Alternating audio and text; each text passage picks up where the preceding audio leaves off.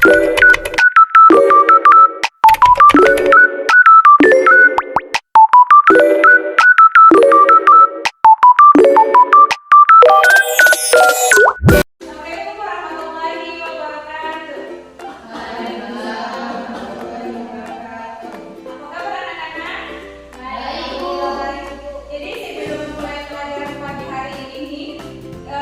awali dulu dengan doa.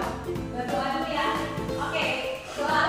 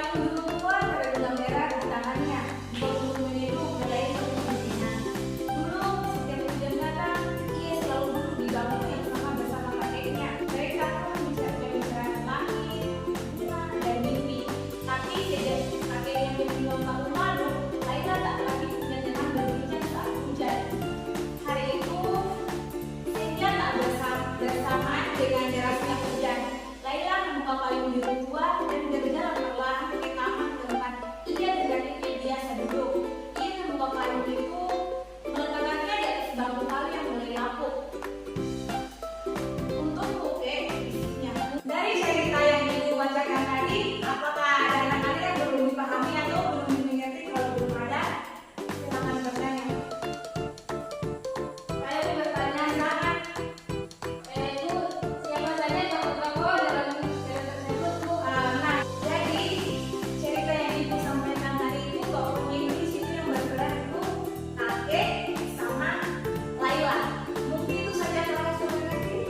Sudah, Bu. Ibu akan memberikan kesempatan kepada anak-anak untuk membuat salah satu contoh cerpen itu dari yaitu pengalaman hidup.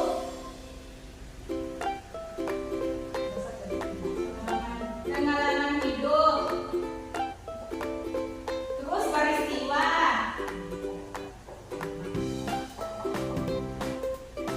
Terus yang terakhir itu lingkungan.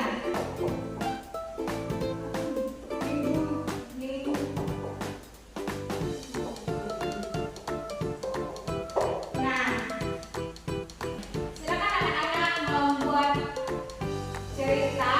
Ibu akan memberikan waktu minimal 5 menit. Waktunya selesai. Jadi di sini anak-anak ada yang mempresentasikan ceritanya. Kalau ada, silakan maju di depan. Ayo, perkenalan anak-anak ya. Ya, Bu.